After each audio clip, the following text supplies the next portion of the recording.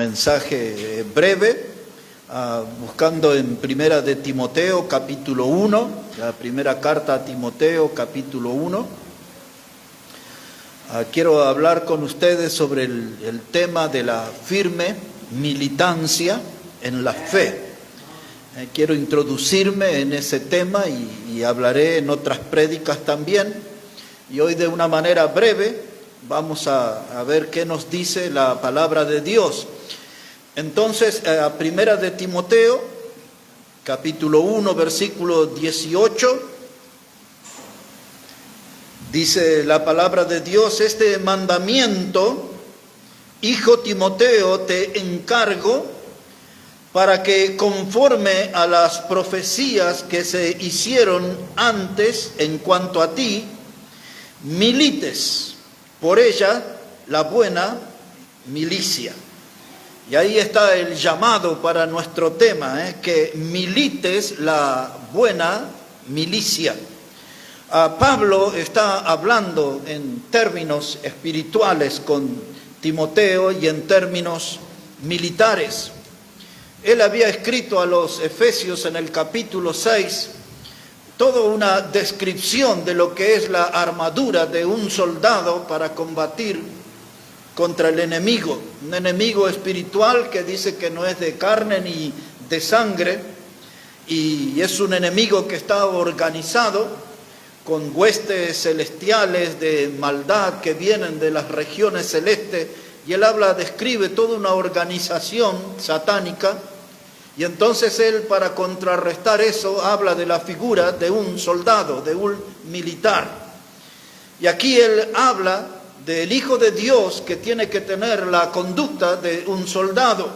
Y él le dice: para que milites la buena milicia, para que seas un militante de la fe, para que puedas andar a paso firme en la vida de fe. Porque el que no anda así corre un serio riesgo, que él lo describe ahí en el versículo 19, nótelo por favor. Dice él: manteniendo la fe y buena conciencia. O sea que hay que militar la buena milicia teniendo en cuenta estas dos cosas, la fe y la buena conciencia. Desechando la cual naufragaron en cuanto a la fe algunos, de los cuales son Himeneo y Alejandro, a quienes entregué a Satanás para que aprendan a no blasfemar. Quiere decir que hubo un grupo de personas que él los identifica aquí, a dos de los líderes, como Himeneo y Alejandro, y dice que ellos naufragaron en cuanto a la fe. ¿Por qué? Porque no mantuvieron la fe, no se sostuvieron en los pasos de la fe, no se mantuvieron en el camino de la fe, no siguieron la doctrina de la fe, y entonces naufragaron, se volvieron personas a la deriva, no tenían una guía espiritual, no tenían un rumbo espiritual. Y ese es el riesgo cuando la gente abandona la fe, andan a la deriva. Son gente que desconocemos, no podemos entender. Pablo hablaba de un amigo de él que había abandonado amando este mundo, y él hablaba allí, en 2 de Timoteo 4:10, él menciona a este hombre que era uno de los predicadores y se llamaba Demas, y Pablo dice: él me ha desamparado amando este mundo. Ahí hay otro ejemplo de alguien que dejó de recorrer el camino de la fe y naufragó y se perdió en las tinieblas. Demas, nunca más supimos acerca de él, no sabemos cuál fue su final.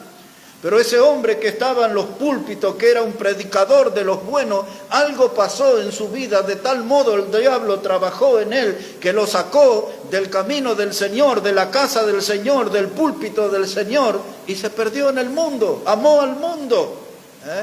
Y ahora dice que algunos naufragaron en cuanto a la fe, y dice también, habla ahí de la buena conciencia.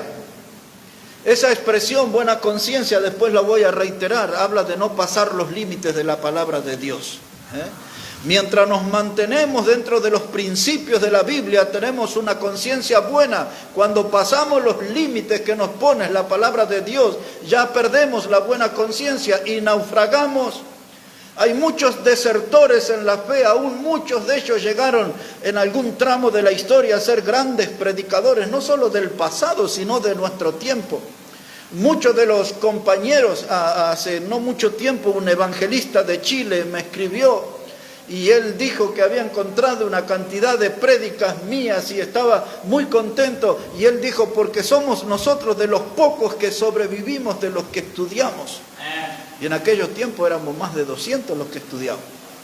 Yo no sé qué pasó con la gran mayoría, pero hay que tener cuidado porque algunos desertaron de la fe. No mantuvieron la fe, no mantuvieron dentro de los límites de la Escritura, no conservaron la buena conciencia. Y cuando estos que naufragaron fue por clara influencia del diablo. El diablo influye a través de la carne, el diablo influye a través de la mundanalidad y el diablo influye a través de las tentaciones que nos presenta y busca que nosotros cedamos y arrastrarnos a esas propuestas indecentes que el diablo siempre le hace a los hijos de Dios. Entonces hay que mantenerse firme en la fe y por eso yo quería hablar unos minutos a modo de introducción, porque este tema lo vamos a ir teniendo en otros mensajes, de hablar de una firme militancia en la fe. Tenemos que estar bien atentos donde estamos parados. Tenemos un fundamento que es Cristo, no podemos salir de ese fundamento. Nuestra vida no puede estar sobre arenas movedizas, hundiéndose cada día. Necesitamos estar firmes en Cristo, manteniendo, hermanos, la militancia en la fe. Ahora mire cómo trabaja el enemigo. En Efesios, busque por favor ahí, capítulo 6. Le voy a dar aquí algunos ejemplos de cómo trabaja el enemigo y de lo que Dios espera de nosotros frente a los ataques del enemigo.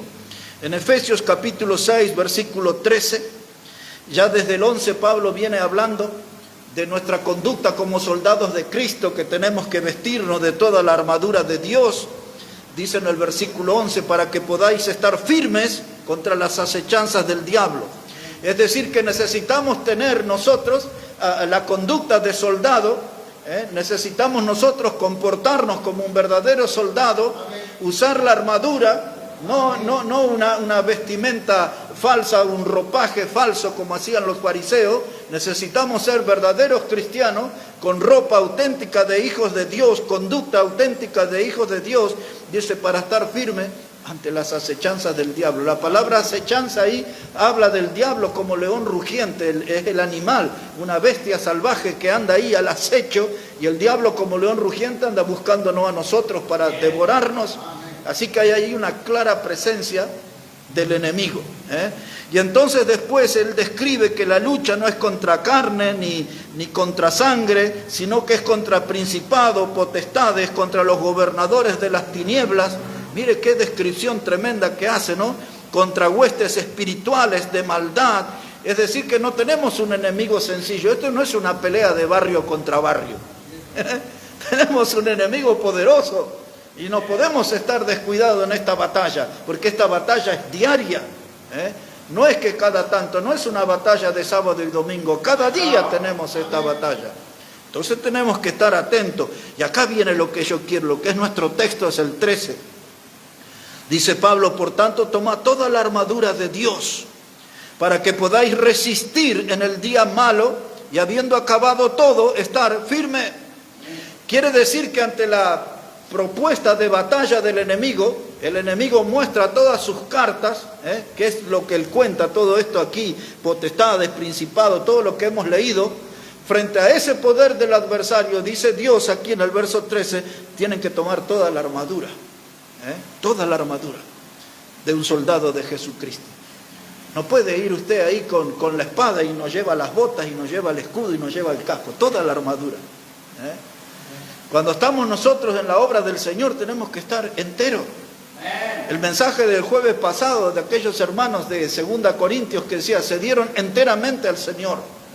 No es que tengo aquí, estoy sentado, pero mi cabeza anda pensando en pajaritos, en la cuenta que tengo que pagar mañana, o a quién tengo que ir a visitar, o qué voy a comer esta noche en la cena. Tengo que estar enteramente en la obra de Dios, no puedo tener descuido, tengo que estar concentrado en la obra de Dios. Y en esa batalla ante un enemigo poderoso yo tengo que estar firme, comportarme como un militante en la fe. No puedo abandonar esa credencial, ese documento. Todo tiempo tengo que ser un militante en la fe. Y entonces dice aquí en este versículo 13, que esa armadura la necesitamos para resistir el día malo. Dice, y habiendo acabado todo, al llegar al final del día, cuando me voy a recostar la cabeza en la almohada, tengo que entender que estoy firme todavía en el Señor. Que el enemigo no me arrastró en el mundo. No recuerdo si en Bolivia, pero en Jujuy se usaba mucho la palabra lo ramió. Cuando alguien arrastraba a otro, dice, lo ramearon. Y entonces llego al final del día y no fui rameado por el enemigo, estoy firme todavía, estoy en el Señor, tengo mi convicción en la palabra de Dios, tengo mi fe intacta, tengo mis deseos de servirle al Señor intacto, estoy entero en la obra de Dios. Pero a veces al final del día llegamos hechos pedazos porque el enemigo nos abofetea y nosotros andamos descuidados. Como esos que se duermen en el colectivo, ¿no? Con la boca abierta y tal, la baba y las moscas ahí, y ellos siguen, ¿no? Y a veces los hijos de Dios andan así también. Y no podemos hacer eso porque estamos en una batalla frente a un enemigo poderoso. Yo tengo que ser un militante en la fe. Entonces dice aquí este versículo 13 en su parte final, que para resistir en el día malo, habiendo acabado todo, estar firmes. Esa es la cosa. Y entonces aquellos que han hecho el servicio militar o que han visto, y el sargento grita, ¡firmes! Y ahí, ¿no? Ponen así, sacan el pechito para adelante. Y eso es lo que quiere Dios, vernos firmes al final del día. El enemigo me atacó, me dio duro, buscó sorprenderme, pero yo estoy firme todavía, estoy firme, porque soy un militante en la fe. Un pasaje más que quiero que note aquí en el mismo sentido. En Primera de Pedro 5, versos 8 y 9, ustedes conocen más el versículo 8, el versículo 9 estoy seguro que no lo conocen tanto. Mire cómo dice la palabra, Primera de Pedro 5 y versículo 8, dice la palabra, sé sobrios y velad, porque vuestro adversario el diablo, como león rugiente, anda alrededor buscando a quien devorar. Eso lo conocemos bien a ese pasaje. Dice la palabra de Dios, nos advierte del peligro del diablo que anda como un león rugiente. Está atento, con sus garras quiere despedazarnos, con su boca quiere devorarnos. El diablo no conoce la palabra misericordia. El diablo no tiene buenos comportamientos. El diablo ataca, despedaza, destruye. En palabras de nuestro Señor, vino a hurtar, matar y destruir. Ese es el diablo. Ahí tiene una descripción del enemigo. Y nosotros, nuestro nombre puede estar en la lista de posibles víctimas. Porque él anda buscando el cristiano débil, el flojo, el que pisa en falso, el que mira más al mundo que adelante. Y él anda mirando eso, y a ese es el que sorprende, el león rugiente. Pero ahora mire el verso 9, que estoy seguro que no lo conocen ustedes casi. Y si lo conocen, mejor todavía. Mire, dice, a ese enemigo, a ese león rugiente, dice el verso 9, al cual resistid firmes en la fe. ¿Cómo voy a pelear yo contra el diablo? Con militancia en la fe. Militancia en la fe, esa es la forma de combatir contra el diablo. Nosotros no creemos en las mentiras de los pentelocos. Los pentelocos dicen, tienes que expulsarlo al diablo, tienes que pisarlo al diablo, tienes que escupirlo al diablo. Y hay predicadores de ellos que dicen, tienes que insultarlo al diablo. Ya escuché a varios de ellos, dice, cuando peleo con el diablo y se me salen las malas palabras, yo lo insulto, le digo lo peor. Esa doctrina nunca la encontré en la Biblia, pero ellos dicen eso. Espero no encontrarla tampoco. Pero hermano, por más que usted lo ate al diablo y lo escupa y le haga eso, el diablo no va a salir de ahí. Pero con militancia en la fe sí, la Biblia dice al final del día malo, estad firme. Ahora nos enseña el mismo sentido, aquello fue Pablo, ahora es Pedro, dice la misma cosa, resistid firmes en la fe. Es decir, que es con militancia, con una conducta que esté de acuerdo a la palabra de Dios. Porque cuando nosotros vivimos la palabra de Dios, la aplicamos en nuestra vida, el diablo no tiene ninguna alternativa de vencernos. Se va a ir frustrado, dice, con este no puedo. Este está en serio. Pero él se mete en esas iglesias donde todos bailan, saltan y ahí y andan abrazados y todo eso. Y dice, estos están distraídos, aquí está. Es su oportunidad. Y ahí se mete. Pero mire cómo dice Santiago, ahora a la izquierda de su Biblia. Antes de Pedro va a encontrar va a encontrar Santiago, perdón. Antes de Pedro va a encontrar Santiago, capítulo 4, para que usted vea que la Biblia habla en una sola dirección. Pablo dijo a los efesios, al final del día malo, estad firmes. Pedro dice, resistid firmes en la fe al león rugiente. Ahora mire lo que dice Santiago, capítulo 4, verso 7. Dice, someteos pues a Dios, resistid al diablo y huirá de vosotros. Resistid. Una vez yo expliqué, ese texto tiene en el trasfondo la idea de un soldado que cava la trinchera y dice, aquí me planto esperando al enemigo. Me planto en la fe, me paro en la fe, me fundamento en la fe, y que venga el diablo con todos los demonios que quiera. Aquí estoy. Estoy para verlo huir. Porque él cuando me ve con cara de malo, con cara de creyente verdadero, con cara de creyente que está en serio, se va. No tiene oportunidad. Pero si él me ve medio mundano, si me ve medio carnal, medio frigorífico, dice, este está lleno de carne, ahí se anima el diablo. Pero cuando el creyente está firme en la fe, entonces él va a huir, no tiene otra alternativa y se transforma en el enemigo cobarde. Aquel enemigo todopoderoso que hablaba Efesios 6, se transforma en el enemigo cobarde. Ahora huye de los creyentes que están bien plantados, de los hombres y mujeres que son verdaderos militantes en la fe. Entonces Pablo le dice a Timoteo, yo quiero que milites la buena milicia. Y entonces Pablo le está diciendo ahí, tienes que mantener la fe. Nuestra fe muchas veces es sacudida. Eso nos permite recordar cuando Jesús le dijo a Pedro, dice, Satanás me ha pedido zarandearte como a trigo, pero yo he rogado, ¿qué cosa? Que tu fe no falte. Nuestra fe va a ser sacudida. Nuestra fe va a ser sometida a tormentas. Nuestra fe va a ser sometida a pruebas. Nuestra fe va a estar muchas veces bajo el paraguas de la duda. Pero nuestra fe tiene que ser triunfante. Dice la primera carta de Juan, capítulo 5, verso 4, dice, y esto es lo que vence al mundo, nuestra fe. Es la fe, hermanos, es la fe. La fe, y ya lo saben, que la fe viene por el oír y el oír la palabra de Dios. Pobres de aquellos que no leen la Biblia, pobres de aquellos que no escuchan predicación bíblica, no tienen fe. Viven lejos de la fuente de fe. Y por eso el diablo los azamarrea. Allá en el campo dirían, los maneja como pan en boca de vieja, decían. Porque las viejitas cuando no tienen dientes pasan el pan por un lado para el otro. Ay, y así los hace el diablo. Los lleva para un lado para otro cuando alguno no está firme en la fe. Y entonces dice, tienes que mantener la fe. Eso habla de nuestra confianza. Y todos nosotros en esta misma noche tenemos que revisar cómo está nuestra confianza. ¿Estamos confiando en el Señor? Un día de esto vamos a pedir, hermano Josué, que se decida y nos enseñe ese cántico que dice, puedo confiar en el Señor, no me va a fallar. Y aunque el sol llegara a oscurecer y no brillar ya nunca más, yo igual confío en el Señor, no me va a fallar. Tenemos que aprender todo. Es un cántico bien antiguo, por eso lo sabemos nosotros que somos los mayores. Hermano, nuestra confianza hoy, ¿cómo está en el Señor? ¿Estamos flaqueando? ¿Estamos dudando? ¿Estamos en puntita de pie o estamos pisando firme en la fe? Firme en el camino del Señor.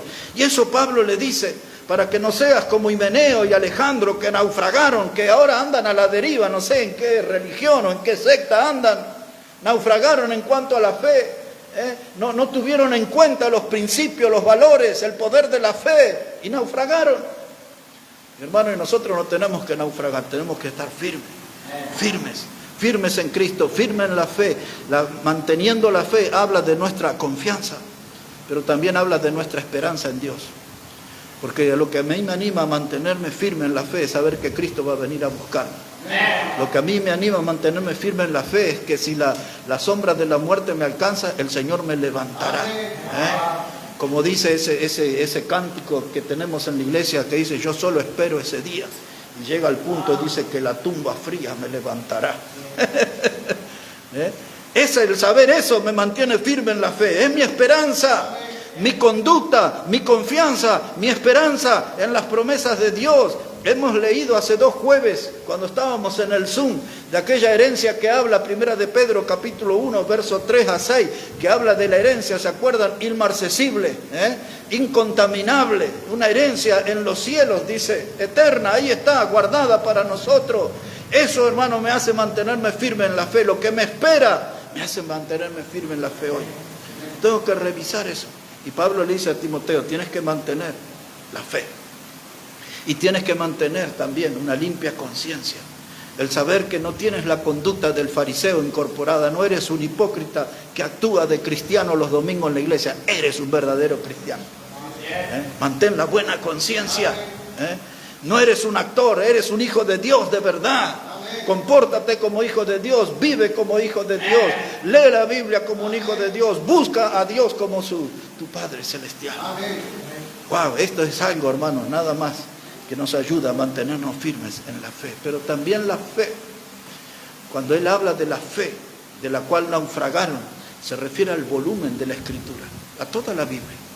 Por eso en la carta de Judas dice en el versículo 3, dice que tenemos que combatir ardientemente por la fe que ha sido dada una vez a los santos. Y esa palabra fe ahí en Judas 3 habla de todo el volumen de la Escritura, de toda la doctrina bíblica.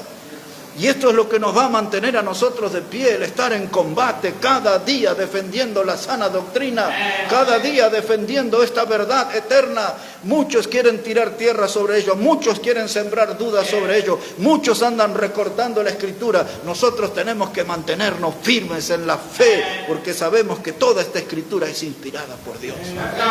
Y la vamos a defender enteramente.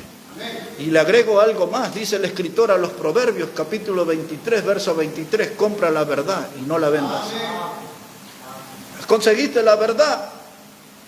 Dice, hace muchos años, casi 20, teníamos una gran discusión de esas acaloradas, con las primeras versiones modernas de la Biblia que empezaron a aparecer. Yo dije, yo sé que Cristo murió por mí, leyendo la Reina Valera 1960. Yo supe que la sangre de Cristo tiene poder para limpiar mi pecado, para perdonar mi pecado y para llevarme al cielo por medio de la Biblia, Reina Valera 1960. Yo sé que hay un cielo nuevo y una tierra nueva porque lo leí en la Biblia, Reina Valera, y ahí describí un montón de doctrina y dije, ¿para qué quiero otra Biblia? Ya está. Acá tengo todo lo que yo creo, y acá tengo todo lo que yo necesito, y acá tengo todo lo que yo defiendo. Así que no quiero ninguna otra versión de la Biblia. Aquí en esta estaba el mensaje de salvación que yo encontré en Cristo. No quiero otra. Compra la verdad, no la vendas. No la vendas. Porque siempre algunos van a hacer otras propuestas. Vengan aquí, que aquí.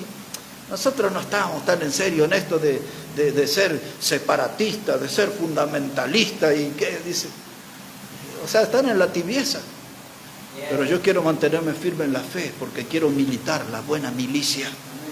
Militar la buena milicia. Quiero tender la conducta de un verdadero soldado de Cristo. No quiero otro uniforme. No quiero otra bandera. No quiero otro reglamento. Yo quiero el de Cristo. El de la palabra de Dios. No cambio eso por nada. Compra la verdad y no la venda. ¿Y se acuerda que hace algún tiempo usamos y un pasaje del Salmo 64 que dice, Dios nos ha dado bandera para que alcemos por causa de la verdad? Ahí está la bandera, es la Biblia, es la palabra de Dios, hay que alzarla por causa de la verdad. Porque cuando yo levanto la Biblia estoy diciendo, me identifico con ella, creo con ella, sigo este libro precioso, esta es mi bandera, Esta es mi bandera, ella es la que me marca el rumbo, ella es la que me provee de fuerza para mi alma, ella es la que le pone sentido a mi vida y levanto bandera por causa de la verdad, en alto la palabra de Dios. Hay un hombre un poco diferente a nosotros y quizá por eso es mucho mejor que nosotros, se llamaba Tito. Y el apellido, no me lo pregunte, no lo sé. Y la Biblia no dice, no da las iniciales de su apellido, no la encontré. Se llamaba Tito nomás, Tito. como el vecino de la esquina de mi casa que se llama Cacho. Bueno, este se llamaba Tito. Le voy a decir unas cositas porque hoy me puse a leer toda la carta de Tito.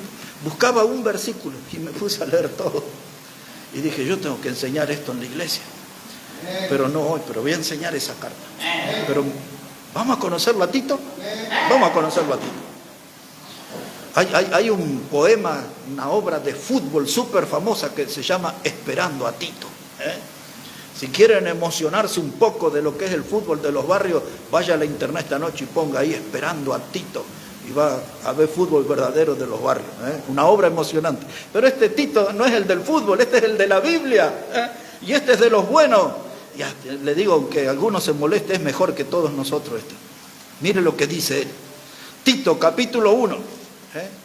Un par de cositas nomás sobre este hombre. ¿Qué edad tendría? Estimo yo que andaría por los 35, quizás arañando los 40, no más que eso. Era un hombre joven. Y dice aquí la Biblia, mire cómo lo presenta, verso 4.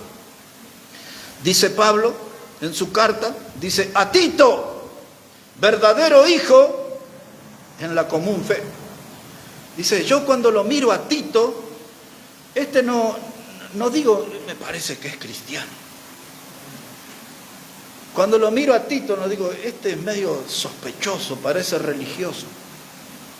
Este será bautista fundamental, independiente, separatista, apartado del mundo de la Biblia, Reina Valera, 1960. Yo lo miro y dice, verdadero, ¿cómo dice ahí? Verdadero hijo en la común fe. ¿En quién tenían puesta la fe? En Cristo. Amén. Creían igual los dos, Pablo y Tito creían igual, común fe, la misma fe, era igual. En otras palabras, Pablo está diciendo, este muchacho Tito soy yo, pero en otra piel. ¿Entiende? Somos la misma cosa. Fuimos salvos por Cristo, somos miembros de la misma familia, fuimos comprados por la misma sangre, predicamos el mismo mensaje, sostenemos la misma doctrina. Tito y yo somos la misma persona en diferente piel. Ahora yo quiero que eso pase acá en nuestra iglesia. No que estemos aquí en una reunión y diga, este tiene un perfume a pente, aquel me parece uno del séptimo día. No, hermano, tenemos que tener una común fe. Una misma doctrina. Tenemos una Reina Valera 1960, no puede haber uno con la versión moderna, el lenguaje moderno, NBI, no, en 1960, aquí estamos parados. Una común fe. Estamos en la misma cosa, pero alguito más de Tito. Dice, hijo en la común fe, y dice, gracia, misericordia y paz de Dios Padre y del Señor Jesucristo nuestro Salvador. Y ahora escuche esto. Le dice Pablo, le dice, por esta causa, Tito, te dejé en Creta, para que corrigieses lo deficiente y establecieses anciano en cada ciudad, así como yo te mandé. Ahora no voy a resistir la tentación y no voy a explicar todo el texto, pero esto nomás. Le dice Pablo, Tito, yo te dejé en Creta, una de las islas históricas de Grecia, y te dejé ahí con una misión dividida en dos partes. La primera parte tienes que corregir lo deficiente. Si hay doctrina mala, sácala. Si hay desorden, ordena la cosa y la casa de Dios. Y después le dice, y quiero que establezcas anciano. ¿Qué palabra es sinónimo de anciano en la Biblia? Pastor. Tienes que preparar pastores, tienes que entrenar gente para el pastorado. Saca todos los errores, instala la pureza en la iglesia, la santidad en la iglesia, que se respiren aires de pureza y de santidad en la iglesia, corrige lo que es deficiente y ahora establece ancianos, pastores, prepara hombres, varones, para que lleven la iglesia adelante con buena salud espiritual. Para eso te dejé, Tito, en Creta. Y le termina diciendo Pablo, dice, y no solo en Creta, sino en cada ciudad, así como yo te mandé. Así que Tito tenía que sudar en la obra de Dios, tenía que trabajar, tenía que sentarse y enseñar la palabra, instruir, compartir con aquellos que iban a asumir el pastorado y enseñarles sobre los valores espirituales, los valores sociales, los valores morales, enseñarles sobre la sana doctrina, enseñarles los fundamentos de la fe. Había mucho trabajo para Tito. Y ahora mire, así nomás, abuelito de pájaro, mire. Versículo 9. Cuando Él establezca a los hombres, dice, tienen que ser retenedor de la palabra fiel, tal como ha sido enseñada, para que también pueda exhortar con sana enseñanza, sana doctrina, sana enseñanza. Todo era sano, todo era salud, porque donde está el Hijo de Dios tiene que haber salud espiritual. No puede haber corrupción, no puede haber contaminación. Donde está el Hijo de Dios todo tiene que estar saludable, espiritualmente hablando. Y ahora mire, bueno, voy a saltear ahí cosas, pero capítulo 2, verso 1, para que entienda un poquito a este Tito, que no tiene apellido. No es como Camargo Ajuacha, no es como Paricagua Laime, no es. Era Tito nomás, no tenía doble apellido, no era Catani Rodríguez, Tito nomás era. Pero qué ministerio que hacía en la Biblia, Le voy a dar otra pista, mire. Dice capítulo 2, verso 1, pero tú habla lo que está de acuerdo con la sana doctrina. No te desvíes ni un poquito, no la negocies, No aflojes porque alguno se te mira con cara fea. No aflojes, tú enseña lo que está de acuerdo con la sana doctrina. Aunque sienta que estás pisando callos, sigue en ese camino, enseña la sana doctrina. La palabra saludable, la sana significa higiénica. Pon higiene ahí. Y mire el trabajito que le dio en el versículo 2, escuche esto. Dice que los ancianos sean sobrios, serios, prudentes, sanos en la fe, en el amor, en la paciencia. Y dice, las ancianas asimismo sean reverentes en su porte, no calumniadoras, no esclavas del vino, maestras del bien, que enseñen a las mujeres jóvenes a amar a sus maridos y a sus hijos. Oh, mire, a los ancianos, nada de payasada en el púlpito, le dice, tienen que ser sobrios, tienen que ser serios, No está ahí para contar cuentos, para entretener a la gente. Tiene que ser serio en el púlpito. Tiene que ser prudente. No diga disparate, no diga barbaridades. Enseñe lo que está en la Biblia. No salga de ese límite. Y ahora hay algunas mujeres ahí, vaya, revoltosas, dice esas ancianas. Venga para aquí, hermano. Usted tiene que enseñarle a las mujeres más jóvenes. Cambie su conducta. Viva de acuerdo a la palabra de Dios. Y enseñe a las mujeres más jóvenes a amar a sus maridos. Y dejen el vino también de paso. Porque eso es lo que dice ahí. Era Tito sin apellido, pero qué predicador, qué ministerio que tenía. Acá en la cultura argentina dice, qué changuita que le dieron, qué changuita. Y el hombre agarró y era joven. Una cosita más. Solamente estoy contándole esto para tentar lo que la estudiemos toda la carta un día. Pero mire el capítulo 3 y versículo 1. Dice, recuérdales que se sujeten a los gobernantes y autoridades, que obedezcan, que estén dispuestos a toda buena obra, que a nadie difamen, que no sean pendencieros, sino amables, mostrando toda mansedumbre para con todos los hombres. Y él, ya el versículo anterior le decía, esto manda, exhorta, todo. O sea que había que poner en orden la casa de Dios ahí. Y así que, hermano, este hombre Tito fue hasta el fondo. Mire, versículo 8. El capítulo 3 le dice, palabra fiel es esta, y estas cosas quiero que insistas con firmeza, para que los que creen en Dios procuren ocuparse en buenas obras. En otras palabras, que no anden en negocios turbios, que no anden en cosas raras, que no anden en conductas indecorosas. Estaba lindo para escuchar a Tito predicar, ¿no? Todas estas cosas. Y más de un predicador diría, que venga Tito, porque este hombre hizo bien su trabajo. Ahí lo dejo. ¿Sabe quién era Tito? Un militante en la fe. Amén. Un hombre que no se salía del camino. No cambiaba la huella. Siguió las huellas del Señor y ahí persistió y ahí continuó. Es lo que Pablo le dijo a Timoteo, para que milites la buena milicia.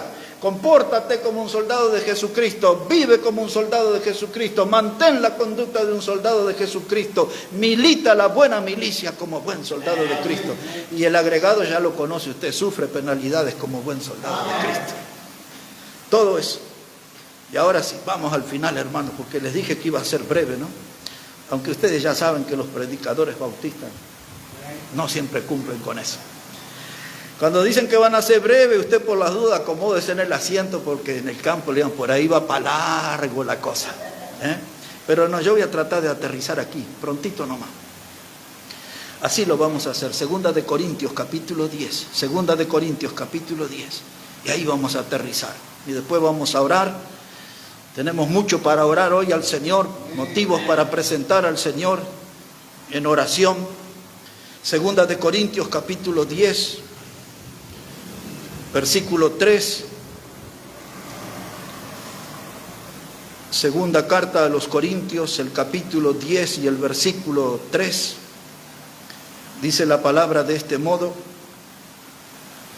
pues aunque andamos en la carne, no militamos según la carne, porque las armas de nuestra milicia, ahí está nuestra palabra, militante en la fe, las armas de nuestra milicia no son carnales, sino poderosas en Dios para la destrucción de fortalezas, derribando argumento, toda altivez. Cuando habla de la fortaleza, ahí apunta a las fortalezas del diablo, de los lugares altos de donde el diablo actúa. Dice, nuestra milicia derriba todo eso.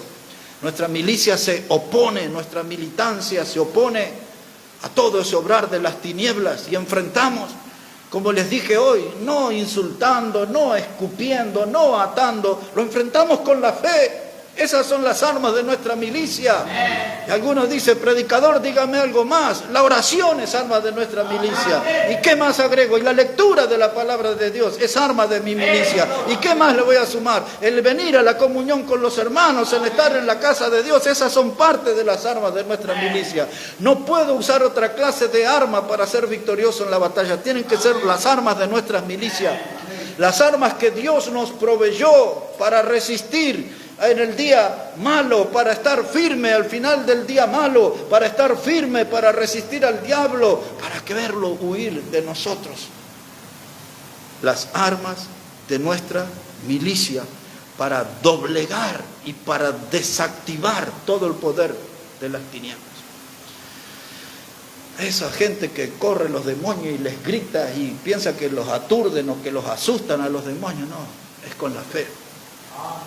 Con las armas de nuestras milicias. ¿Sabe cuáles son esas armas? Para que no haya confusión, son las que el mundo desprecia. Esas son las armas de nuestra milicia. El mundo las desprecia. Dice, estos están locos, cierran los ojos, hablan, levantan la mano al cielo. Pero esa es nuestra arma, la oración. Buscamos la guía de Dios, buscamos el poder de Dios. Leemos la Biblia, hablamos de la Biblia. Y la gente dice, estos están todos locos, miren, están ahí en la esquina gritando de la Biblia. El mundo desprecia las armas de nuestra milicia.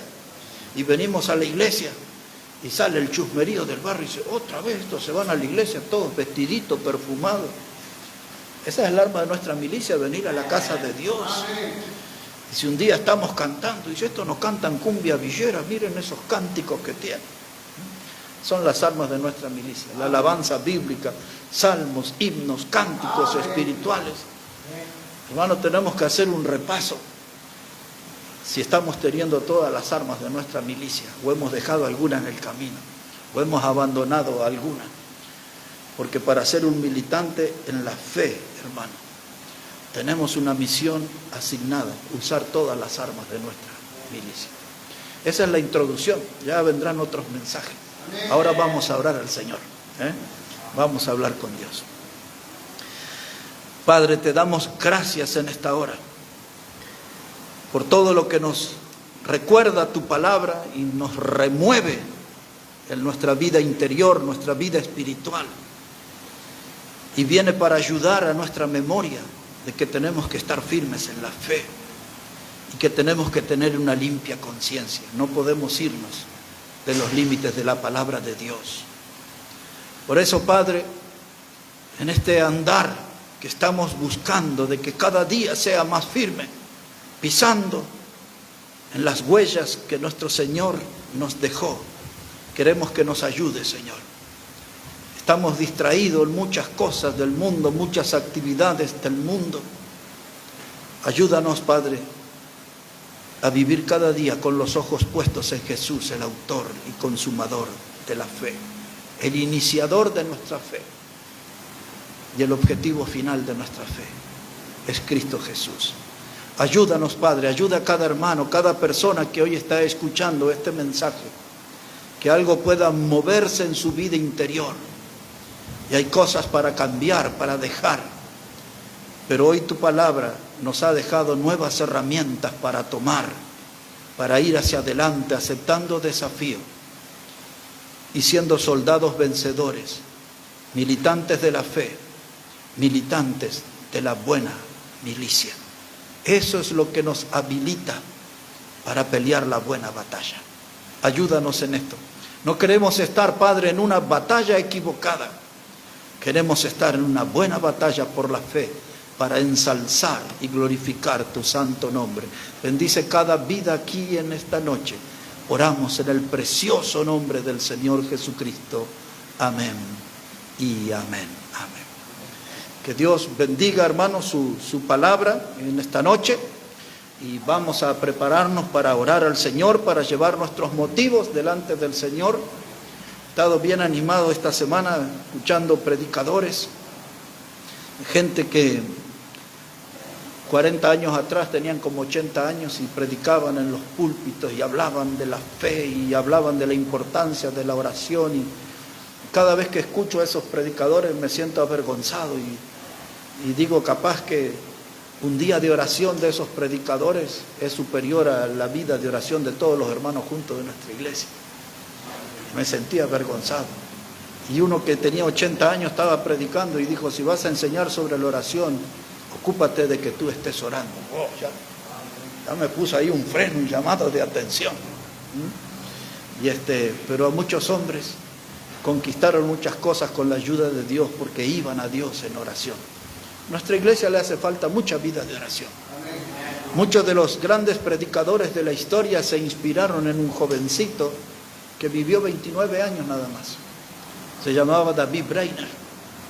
Una vez iba con un pastor Miguel McCubbin, y me dijo, mira aquellos montes allá en los Estados Unidos. Íbamos en la ruta en un auto de Boston a Nueva York, no me olvido más. Y digo, ¿y qué pasa con eso? Allá predicaba David Brainerd a las Piedras Rojas. Y me empezó a contar toda la historia. David Brainerd fue el yerno por muy poquito tiempo, no sé si llegó a 2 meses, y que murió él, jovencito de 29 años, de Jonathan Edwards, el gran predicador,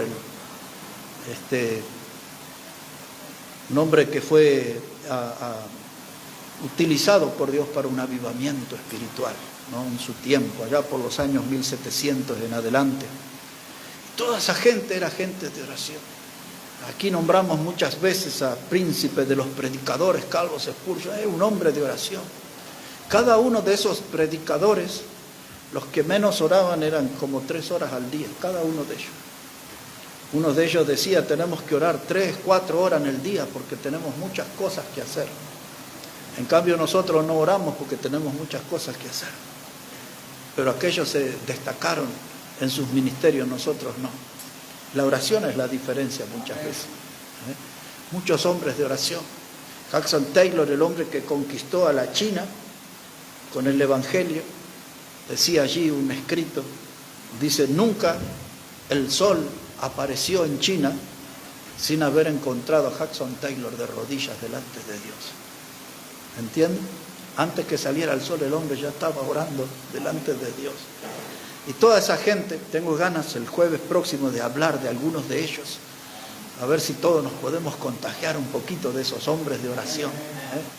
Porque todos sabemos, creo, que las cosas más importantes se definen en el campo de la oración. Para nuestra vida familiar, para nuestra vida espiritual y personal, para nuestra vida como iglesia, en la parte de los negocios, todo se define en el campo de la oración.